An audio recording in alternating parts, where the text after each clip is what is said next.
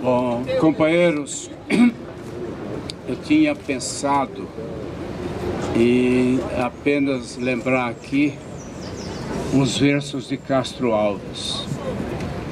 No dia do sepultamento do Vlado, dia 27 de outubro de 1975, no cemitério israelita do Butantã, eu disse 4 versos de Castro Alves, que diziam: Senhor Deus dos desgraçados, dizei-me vós, Senhor Deus, se é mentira ou se é verdade, tanto horror perante os céus. Esse discurso, esses versos, foram considerados um discurso subversivo e, em função disso, mais uma vez, eu fui chamado ao 2º Exército para prestar esclarecimento. Hoje, eu diria apenas mais um verso de Castro Alves, que é aquele que diz: a praça é do povo como o céu é do condor. Eu diria que a praça hoje é do povo em nome, em memória de Vladimir Herzog, cujo sacrifício significou o início da reação do povo brasileiro à violência da ditadura militar. O Guto Camargo, nosso presidente, citou este documento chamado Em Nome da Verdade.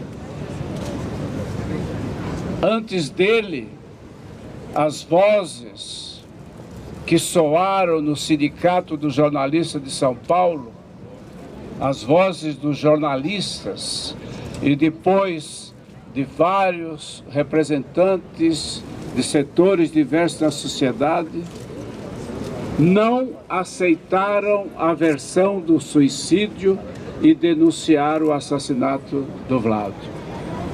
Mas esse documento, dentre todas aquelas ações desenvolvidas pelo Sindicato dos Jornalistas, foi sem dúvida a maior ousadia, porque esse documento simplesmente contestava a versão do suicídio, as conclusões do IPM, que concluiu pelo suicídio do Vlado Herzog. Ele foi encaminhado à 2ª Auditoria da Justiça Militar e constavam neles 467 nomes de jornalistas, porque havia uma urgência de entregar, porque viriam mais outros nomes de outros estados, perfazendo o número total de 1.004 assinaturas. Esse documento só foi publicado, para que se tenha uma ideia do instante de escuridão que esse país vivia, só foi publicado na íntegra, como matéria paga, no único jornal do país, que é o Estado de São Paulo. E quem pagou o custo dessa publicação foram os próprios jornalistas que assinaram esse documento, que no momento significava, ao mesmo tempo que pagavam, significava colocar os seus nomes em perigo, a sua vida em perigo, porque a ditadura estava em pleno poder, e principalmente aqui em São Paulo, nos porões do 2º Exército. Bom, isso significa, portanto, uma conquista que eu considero que foram das primeiras conquistas, que a primeira conquista foi com o sacrifício de Vlado Herzog, a conquista das praças neste país. É preciso que se repita. Essa conquista de hoje é mais uma daquelas que começaram em 1975 com o sacrifício de Vlado Herzog. Depois do culto ecumênico na Praça da Sé, que foi ocupada em parte por 8.000 pessoas naquele momento, outros momentos, outras praças foram ocupadas pelo povo.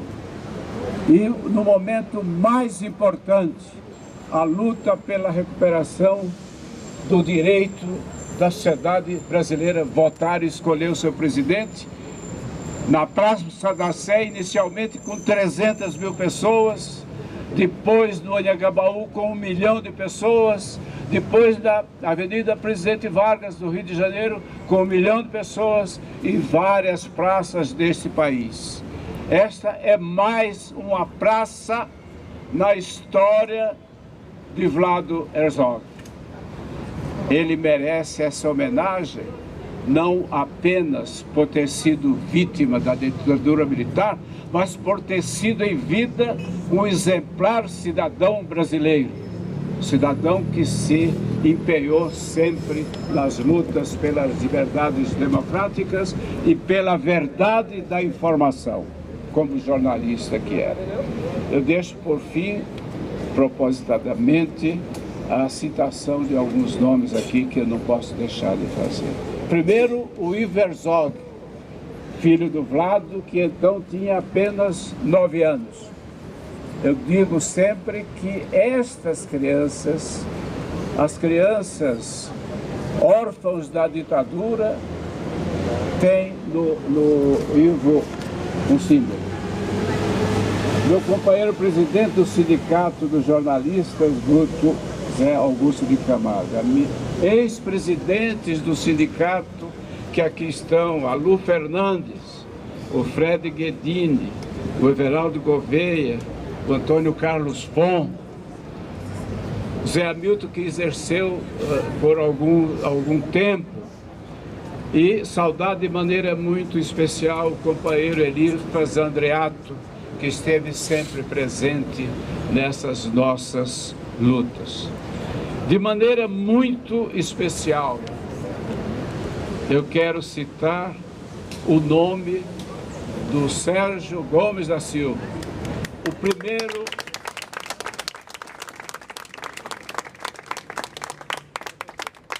foram presos, foram sequestrados antes do Vlado 11 jornalistas, todos eles torturados, todos eles levados ao doicode.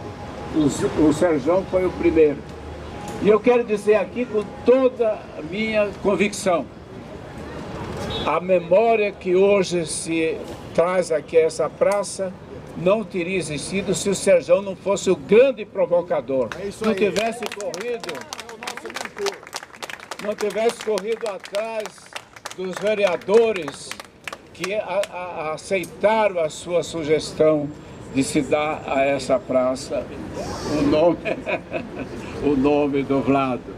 E então aproveito para citar aqui os vereadores que tiveram contribuição da maior importância, começar pelo presidente da casa, meu companheiro José Américo, que durante aqueles dias da denúncia do assassinato de Vlado estava lá, mesmo com posição contrária àquelas que o sindicato defendia, mas estava lá, assim como vários outros.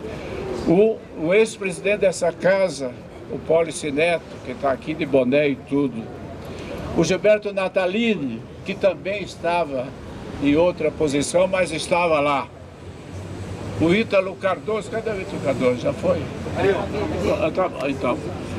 Então a criação da Comissão da Verdade Vladimir Herzog deve a esses vereadores muito da sua importância. Quero apenas terminar dizendo que esse painel hoje inaugurado tem um sentido muito maior do que aquele da representação da tragédia que o Sérgio continua panfletando aqui. Ele é panfleteiro. Ele panfleta. Bom, eu vou encerrar por aqui. Eu acho que é uma dica muito importante, uma deixa para que eu não me prolongue nessa conversa aqui. O Sérgio panfletando me traz um panfletinho que convida para a homenagem de despedida do Brasil do Rabino Henri Sobel. Será no dia 31 de outubro, quinta-feira, às 19 horas, no auditório Simão Bolívar, do Memorial da América Latina. Essa homenagem é oferecida pela família de Vladimir Herzog, a Congregação Israelita Paulista, a Comissão Nacional do Diálogo Religioso Católico Judaico e de outras entidades.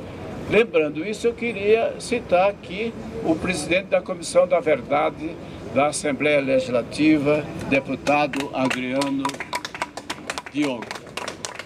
É isso, meus amigos, apenas em relação ao Rabino Henri Sobel, essa homenagem. Eu me empenho muito no comparecimento, porque muitas vezes, inclusive, em função de um episódio que não tem nenhuma importância diante da grandeza da história, do desempenho do Rabino Sobel. Ele merece todas essas homenagens. E lembrar apenas outro fato importante em nome da verdade.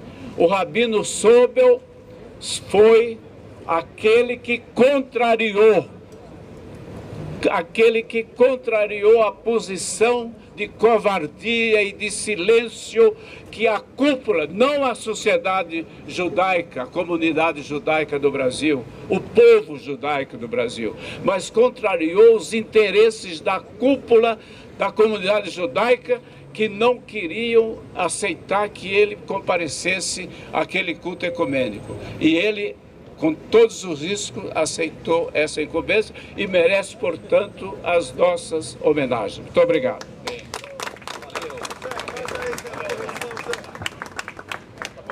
Posição contrária, mas à esquerda.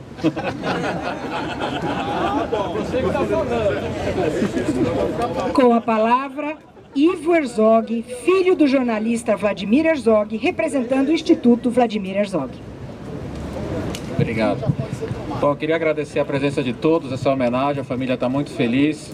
Eu acho que é um reconhecimento do Estado da importância da memória de uma nação, porque sem memória uma nação não tem identidade. Eu queria só lembrar rapidamente algumas coisas que a morte do meu pai teria sido mais uma morte se algumas pessoas e entidades não tivessem sido muito corajosas. Uma já foi muito falada aqui hoje e eu reitero que foi o Sindicato dos Jornalistas que foi decisivo.